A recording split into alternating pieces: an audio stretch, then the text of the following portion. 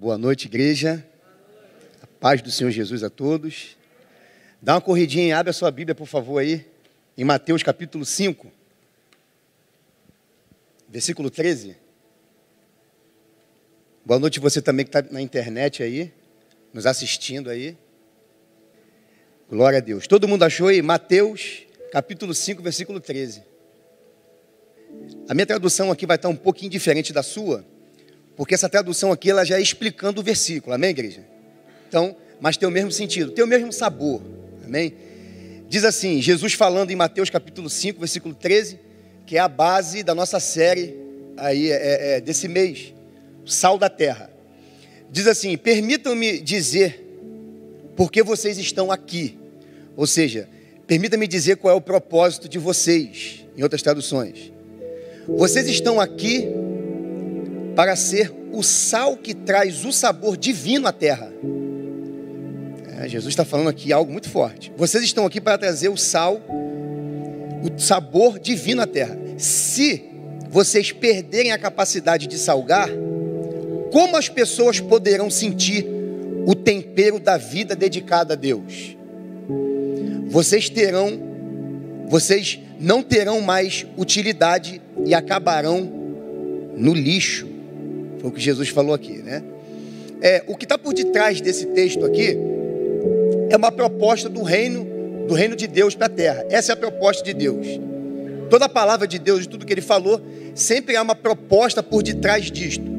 Quando a gente vai ver lá em Salmos, por exemplo, 34:8, quiser anotar ele na sua casa ali depois, Salmo 34:8 diz assim, há uma proposta do reino de Deus aqui para a terra. E ele fala assim, provai e vede que o Senhor é bom. Repara uma coisa, que Ele é bom já está estabelecido. Só que o salmista manda fazer algo interessante. Provem isso. Experimentem isso. Vocês só vão saber que Deus é bom quando vocês provarem, quando vocês experimentarem isso. Então, um dia eu provei desse amor também. Eu provo, tu provas. Tem professor de português aqui, se eu errar vai me pegar aqui. Ele prova, nós provamos, vós proveis e eles provam. Então assim, a Bíblia está dando uma proposta, mas ela também está falando, você tem que provar, você tem que experimentar.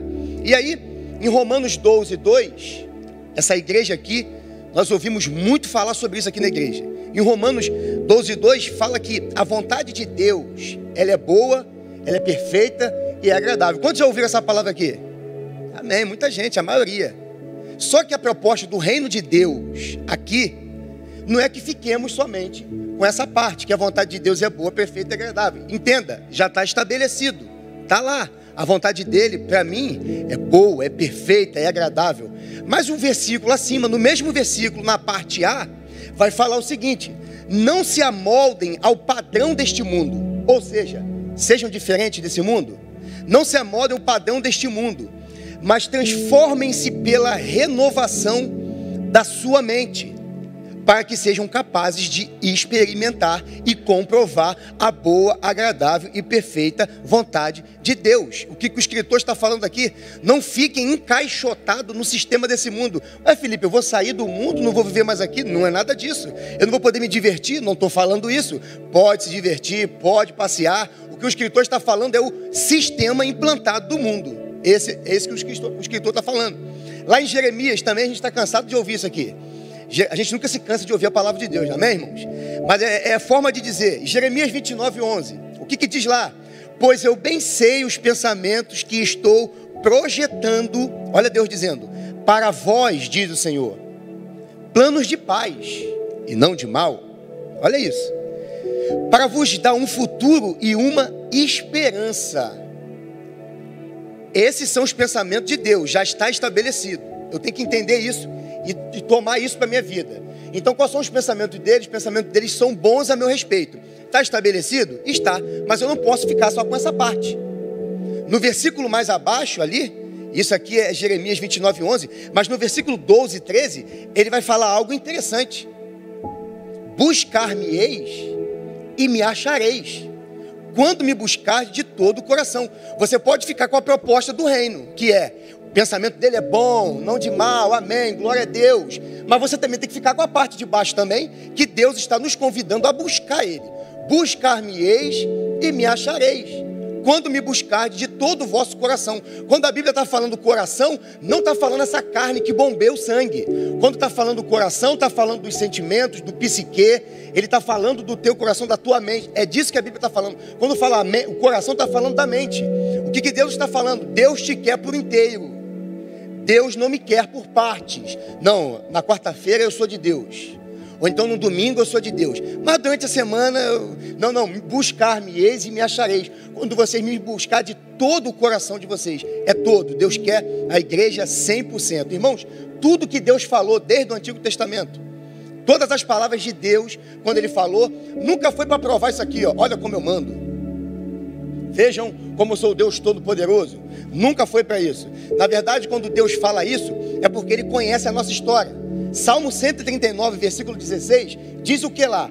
O meu corpo ainda estava informe. Ou seja, eu ainda estava lutando para ovular. É isso que o salmista está falando. É muito forte. Quando meu pai e minha mãe se encontraram naquela noite, quando eu ainda estava a caminho ainda, quando eu estava ovulando, Deus estava escrevendo os livros da minha vida. Então quando Deus te dá uma direção, não é para falar assim, olha como eu mando. Veja como eu sou um Deus que eu estou mandando em todo mundo e ouçam a minha palavra. Não, porque Deus está preocupado conosco. Qual é a preocupação de Deus? O pastor Jason disse aqui no domingo. Qual é a preocupação de Deus? A preocupação dele é que nós não venhamos escrever capítulos extras desse livro que ele já escreveu. Que nós possamos ficar com o capítulo original, ou seja, aquilo que ele já preparou e já falou a nosso respeito. Essa é a preocupação dele. Deus não é um estraga-prazer. Ele não quer tirar o seu prazer das coisas que às vezes você faz. Olha como é que Deus não estraga prazer, rapaz. A palavra dele está falando que eu não posso fazer isso. É muito simples entender isso aqui. Deus, que é pai. Deixa eu ter cuidado aqui, se eu cair que vai ficar feio. Você que é pai, você que é mãe, sabe o que eu vou falar. Aqui tem uma laje aqui, teu filho está no beiral, não tem proteção. O que o pai faz e a mãe? Protege, sai daí. E às vezes nem grita, né? Nem grita, para não assustar a criança, pega, vem cá, tira ele do beiral. Mas para a criança que está ali brincando ali, é uma diversão. Talvez o filho pensou assim, a criança pensou, poxa, mas o meu pai e minha mãe é um estraga-prazer, tá vendo? Eu estou brincando aqui e ele quer me tirar daqui. Na verdade, o pai já está vendo o que vai acontecer lá na frente, é por isso que ele quer tirar o filho do beiral ali, que ele pode se machucar. A preocupação de Deus é com a nossa vida. Então, toda a direção que ele der para você, siga a direção que ele está dando para você. Quando ele vai implantar os 10 mandamentos, e ele dá os 10 mandamentos para Moisés ali, e tem algo muito interessante, o número de mandamentos que existe não são só 10, são 613, e o número de mandamentos ali tem a ver com o número de ossos que você tem no seu corpo. Olha só, é muito forte. Quando Deus está dando os mandamentos ali, não é para nenhum momento que as pessoas falam, olha só, temos um Todo-Poderoso que está lá com um cajado na mão e Ele vai tacar na nossa cabeça se falharmos. Não. Deus, na verdade, os 5 primeiros mandamentos, você conhece isso, você que lê Bíblia, você sabe. Os 5 primeiros mandamentos, os 4 primeiros mandamentos tem a ver com relacionamento do homem e Deus. Então é vertical. Em todos os mandamentos está dizendo coisa acerca de Deus. É você, a sua relação com Ele. Quando Ele implanta os 10 mandamentos, agora os outros 5, os outros 6 mandamentos, é para quê? É para que as pessoas possam viver em sociedade muito bem. Ele está vendo que a sociedade precisa de regra. É por isso que ele fala lá, não matarás. É bom matar? Sim ou não? Não.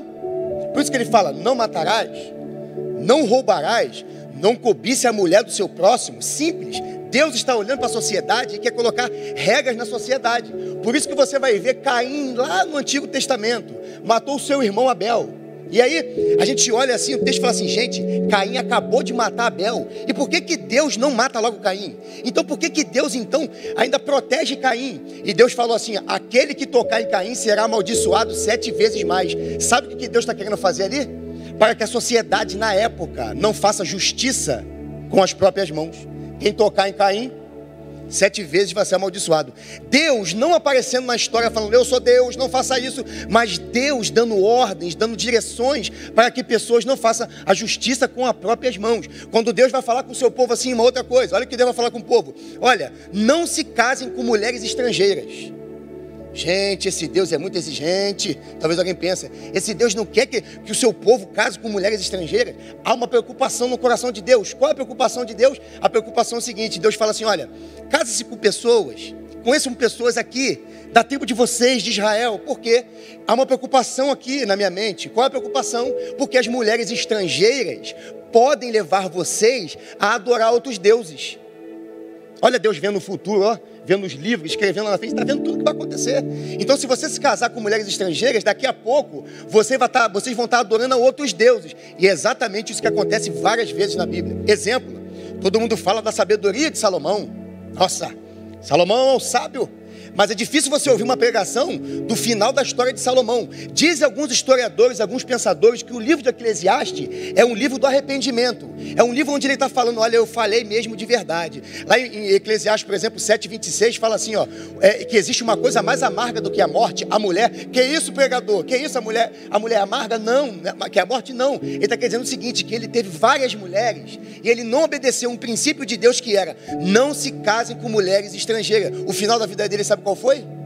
Ele de joelho diante de outros deuses, acendendo incenso. Chegaram a ver Salomão diante dos deuses, porque cada mulher que ele casava estrangeira, ele falava assim, olha só, eu tenho um Deus, mas uma coisa é o seguinte, mas vai lá, pode também fazer um altar para o seu deusinho lá, não tem problema nenhum, vamos manter o equilíbrio, você adora o teu Deus lá, mas daqui a pouco ele estava adorando os outros deuses. Por isso que Deus fala, não se casem para que não tenha um jugo desigual. O apóstolo Paulo vai falar isso lá na frente. É por isso que Deus fala isso. Então, irmãos, quando Deus te dá uma direção, eu quero passar aqui agora, quando Deus te dá uma direção de vida para ser seguido, em meia estratégia, em meia guerra, faça aquilo que Deus está mandando você fazer, porque Ele sabe do teu futuro, Ele sabe da tua história. E Deus deu uma estratégia para Davi em meia guerra. No segundo livro de Samuel, capítulo 8, versículo 13, você vai ver Deus dando uma direção para Davi. Por quê, irmãos? Davi, toda vez que ia nas batalhas, ele não ia assim, não, eu vou, estou indo. Tchau, estou indo. Não, ele tinha Deus no caminho dele. Entrega o teu caminho ao Senhor, não diz a palavra? Confia nele, e o mais ele fará, e tudo ele fará. É importante que Deus esteja no caminho. Vou comprar um carro, Deus tem que estar no caminho. Eu vou fazer uma compra ali no Guanabara, Deus tem que estar no caminho. Fiz o nome falei até o nome aqui, fazendo aqui, não pode não. Então assim, Deus tem que estar no caminho. Tudo que Davi fazia, ele colocava Deus no caminho. Ele pediu orientação a Deus. Deus dá uma estratégia para ele. Davi, leva os edomitas. Olha que ele está vindo de batalha já. Está cansado. Ele está lutando, mas ele tinha Deus como seu socorro, seu pastor. Ele mesmo fala em Salmo 23, ele é o meu pastor. Ele não me falta. Coisas podem me faltar, mas ele não me falta. Mas porque quando eu tenho ele como principal da minha vida, as outras coisas vai chegando. Não está chegando agora, mas vai chegar, porque ele é o principal da minha vida. Aí Deus falou para Davi, leva os inimigos para o vale de Sal. Houve uma batalha ferrenha no vale de Sal. Irmãos, por que Deus faz isso, hein? Por que Deus deu uma estratégia para Davi para ele levar os inimigos no vale de Sal? Né? Eu estava pesquisando sobre isso, que o sal juntamente com a água, né, o suor do corpo das pessoas lutando ali, ele enfraquece o inimigo. Eu quero falar só de 2 princípios aqui do sal, para a gente poder encerrar. Ele enfraquece o inimigo. O sal, ele tem esse poder juntamente com a água. Vou te dar um exemplo. Quando você vai na praia, você sai de casa renovado, descansado. Se você ficar na praia o dia inteiro, irmãos, indo lá mergulhar, voltando e ficando sentadinho aqui na tua cadeira, atrás de criança, mergulhando, faz aquilo. Quando você voltar para casa, você volta desgastado. Você volta cansado, parece que foi sugado a energia de você. Gente, quando Deus manda a gente fazer algo, pode fazer que Ele está garantindo. Davi, leva os inimigos, arrasta ele para o Vale de Sal. Por quê? Porque no Vale de Sal, eu tiro a força do inimigo. Esse é o princípio que Deus está falando ali. Esse homem também não ficou bem legal? O Eliseu também, nosso xará ali, o Eliseu está ali sentado aí. O Eliseu, por exemplo, um dos primeiros milagres que ele vai fazer era numa cidade onde o rio não tinha vida. Né? A cidade era boa, as coisas que aconteciam ali eram muito bom, a cidade era até fértil em alguns momentos, mas o rio não produzia nada, tinha morte no rio. O que o profeta Eliseu vai fazer? Pegou um prato lá. Ih, rapaz, o irmão está ensinando para a gente fazer essa coisa. Não é isso não, irmão. Vamos lá, vamos entender a aplicação para o dia de hoje. Pegou um prato de sal, colocou sal, foi na nascente do rio. Onde é a nascente do rio? Começa lá? Então vou lá onde o problema está. Ele vai na nascente do rio, ele pega um prato de sal, e antes de jogar o prato de sal, ele fala assim: assim diz o Senhor. Lê depois na tua casa, 2 Reis 2. Assim diz o Senhor. Joga o sal. Aqui, aonde a morte vai ter vida a partir de hoje. Qual o princípio? É uma tipificação, eu gosto de falar isso, tipificação da igreja de Cristo. Quando Eliseu, irmãos, a Bíblia, tudo que Deus fala não está ali aleatoriamente não, irmãos. Desde o Antigo Testamento, tá? Sempre bom frisar isso, porque lá estava apontando para o que ia acontecer. Desde o Gênesis, a primeira folha, até o Apocalipse, tudo que Deus falou, nada é aleatoriamente. Tudo que aconteceu com os profetas, com os reis, nada foi assim, não. A Bíblia é o único livro que se entrelaça o tempo todo. Então, o Eliseu, quando jogou ali, tipifica o seguinte: o Eliseu está tipificando Cristo, que pega o sal, envia o sal, joga o sal, e aonde a morte passa a ter vida. Aí vem Jesus: vós sois o sal da terra. E nesse dia ele perdeu muitos discípulos, tá, irmãos? Muitos seguidores, pessoas que estavam ouvindo ali, porque nesse dia a pregação, o Sermão do Monte, é uma pregação dura aos olhos da cultura da sociedade, da cultura humana. A cultura do céu é diferente aqui da terra, quer ver? Olha a cultura do céu, a cultura aqui da terra aqui. Bandido bom é bandido morto. Não é essa a cultura da terra? Para a cultura de Deus, não. Bandido bom é bandido transformado, convertido, pregador da palavra, salvando vidas. Antes fazia o errado, era morte, mas agora tem vida dentro dele. Não estou fazendo apologia a bandido aqui não, irmão. Pelo amor de Deus. Depois me enquadrar ela fala: o filho está fazendo apologia. Não é isso. Mas eu estou falando da cultura do céu e da cultura aqui da terra. Qual é a cultura da terra? Apedreja essa mulher. Ela adulterou, não tinha que trair o marido. Quando ela estava lá no oculto com o outro homem lá adulterando, era bom, né? Agora é hora de morrer. Cultura da terra, é hora de morrer. Vamos apedrejar. Cultura do céu: aquele que não tem pecado, atire a primeira pedra. Nesse dia ele perde muitos discípulos. Por quê? Seguidores, por quê? Porque ele está falando ali também o seguinte: que quando o seu inimigo vier te bater, te ofender, você tem que oferecer o outro lado do rosto. Aqui, Jader, ofendeu do lado, eu vou oferecer o outro lado. É assim que Jesus estava falando. Peraí, nós estamos falando aqui de uma época onde a lei ainda estava em evidência, e ali era olho por olho e dente por dente. Pisou no meu pé, vai pagar. Se fez isso comigo, eu vou te devolver, eu vou fazer. Que papo é esse que Jesus agora vem falar que quando alguém vier me ofender, orar pelos meus inimigos? Eu vou orar pela minha família, eu vou orar pelos meus amigos, eu vou pedir a Deus. Não, cultura da terra, cultura do céu é diferente. Não, orem pelos seus inimigos, por aqueles que perseguem vocês, por aqueles que estão falando mal pelas suas costas. A gente que você está orando por ela, mas está falando mal de você. Orem por essas pessoas, orem por ela. Nesse dia, irmãos, muitas pessoas foram embora.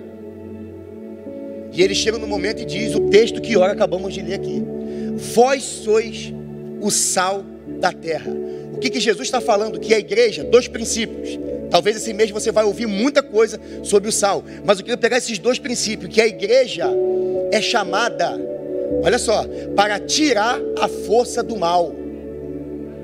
A igreja não está aqui só para te adorar, ó rei. Que bom, a gente está adorando a Deus. Dos reis, não. A igreja tem uma responsabilidade. Uma responsabilidade do seguinte: eu não sou nem muito, senão vai salgar muito, e nem pouco. Eu estou no equilíbrio. O pastor falou aqui, eu tenho que equilibrar. A igreja tem a responsabilidade de enfraquecer o mal, como eu falei lá. Assim como no vale lá do sal, que Deus atraiu os inimigos para lá e tirou a força do inimigo. Por isso que Davi ganhou fama para si. Ele matou 18 mil homens. Por quê? Porque o inimigo perdeu a força. Deus está dizendo aqui 2 princípios: que ele está chamando a igreja dele, essa é a proposta do reino, para que nós venhamos enfraquecer o mal, o inferno. A igreja foi chamada para isso. Por isso, quando Pedro vai fazer uma afirmação, o pastor já está levantando aqui, eu vou passar no microfone já, pastor. Estou brincando. Por isso, quando Pedro vai falar para Jesus assim: olha, eu sei quem tu és o filho de Deus. Aí Jesus vai falar assim: exatamente, Pedro, sobre essa afirmação eu vou construir minha igreja. Que afirmação? Que o Cristo é o filho de Deus enviado à terra. E por isso que ele vai construir a igreja dele. Aí Jesus vai falar assim, ó: e as portas do inferno não prevalecerão contra a minha igreja. Não é eu que fico assim não, ó vida, ó céu, está acontecendo isso, eu vou me acuando, vou ficando no cantinho da parede. Na verdade, com medo do avanço do inferno, é o contrário. É ele que tem que ficar preocupado, o inferno que tem que fechar a porta, e quem avança sou eu. Eu não aceito isso, Deus, eu sou teu filho, eu sou tua filha, isso está acontecendo, não tem nada a ver a respeito do reino de Deus, isso aqui não são seus pensamentos a meu respeito, e você avança. É como se você estivesse numa luta só apanhando. Está apanhando, e não reage. Dá um glória a Deus aí. Está na luta apanhando, e não reage. Por quê? O que acontece numa briga? Ih, rapaz, o pregador é doido daquele dia. Ele mandou, está fazendo apologia à briga. Não é isso. Numa luta você vai ver quando alguém está apanhando muito. Quem está batendo gosta. Está só apanhando? Ó vida, ó céu, igual manda-chuva.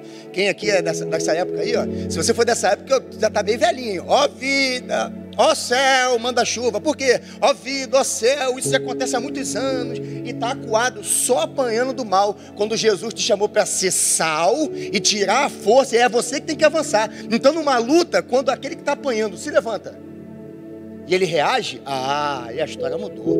Porque quando você reage em Deus, aquilo que está te atacando perde a força. Porque, peraí, está acontecendo alguma coisa com ela. Ela não era assim. Ela não tinha um estilo de vida assim, o mal pensando, né?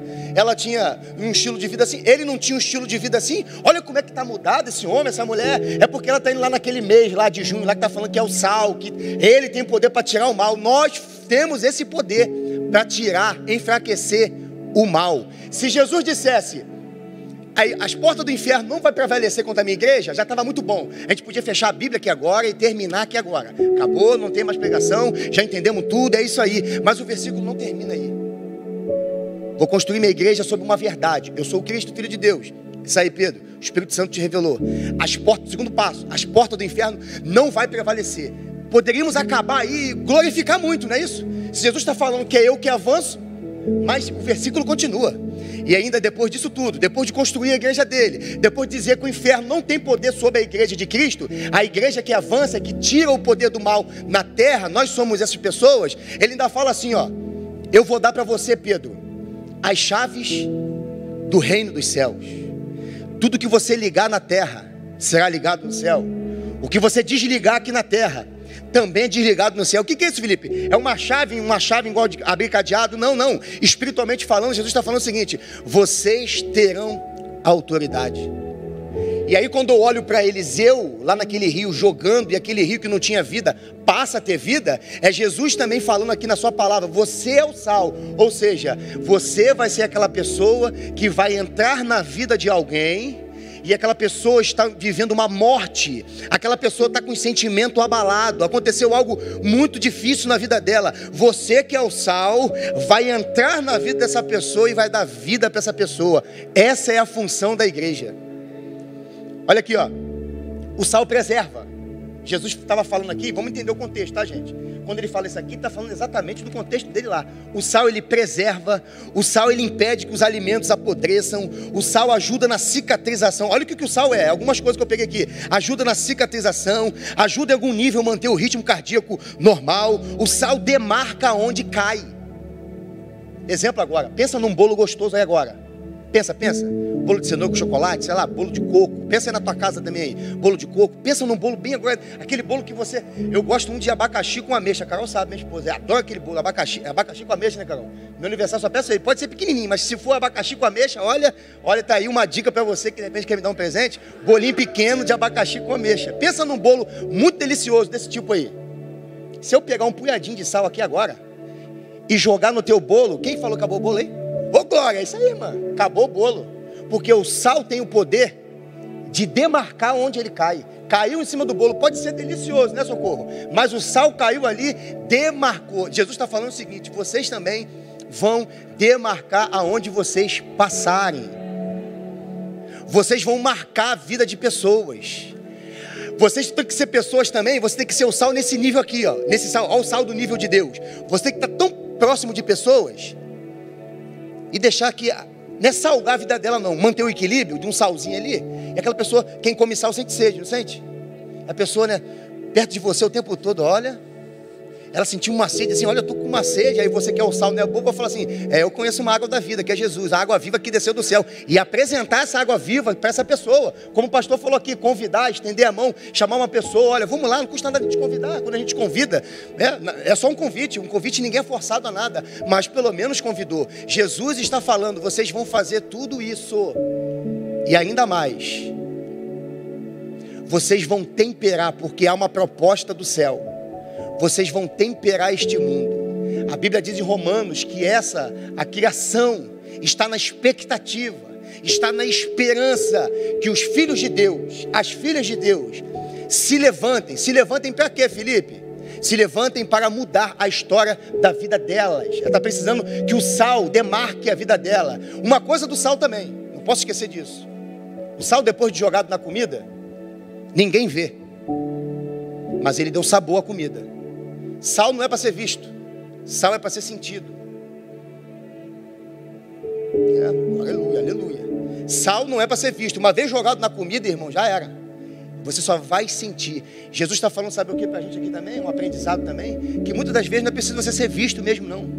Mas basta você ser sal, basta você temperar, dar sabor à vida das pessoas. Há uma grande responsabilidade da igreja. Só que entender isso é muito difícil. Sabe por quê? Parece que é difícil. Sabe por quê? Porque quando eu saio daqui, as circunstâncias me atacam. Quando eu saio daqui, há aquele sentimento, há a perca de um amigo, há a perca de um parente, há a perca de alguém que se foi, que você amava muito. E aí, parece que é o contrário, parece que o sal não tem força. E eu quero falar uma coisa para você. Quantas pessoas que um dia foram sal, quantas pessoas que um dia saborearam, quantas pessoas que deram sabor à vida de alguém, quantas pessoas deu sentido à vida de pessoas, quantos sal que um dia, Jesus está falando de pessoas, que um dia, ele está me dando essa revelação aqui, que um dia temperou a vida de alguém, mas hoje que está precisando de ser temperada é ela, porque veio as situações difíceis, porque veio as coisas, o combate, as aflições da vida, e fez essa pessoa ir se esfriando. Mas Deus te trouxe aqui nesta noite. Deus colocou você aí agora na internet para te dizer que Ele quer de novo entregar para você. Você talvez saiu até do propósito, o propósito de temperar, o propósito de dar sabor, o propósito de demarcar. Mas Jesus está falando que ainda está de pé. Você é sal nessa terra. Se coloca de pé nesta noite. Vou pedir a banda para subir aqui. Amém? A Bíblia vai falar o seguinte, irmãos, que houve uma mulher que, olha só, Jesus te ungiu e te chamou para ser sal, não te ungiu para ser estátua de sal. Tem gente que está na presença de Deus, mas está como uma estátua, paralisada. E aí, quando os anjos foram na casa de Ló, eles deram duas ordens expressas: não pare nessa caminhada e não olhe para trás. Você conhece a história, você que está vendo aí, talvez, aí, a novela da Record, você viu o que aconteceu. A mulher de Ló olhou para trás. E olhar para trás não é isso aqui não, tá, gente? Eles estavam correndo, fugindo, o fogo estava descendo lá. Olhei para trás e ficou paralisado. Não é isso. Olhar para trás no original tem sentido do seguinte: ela olhou para trás, aula do Crescendo em Fé, né, Caio? Ela olhou para trás e ficou desejando as coisas que estavam lá.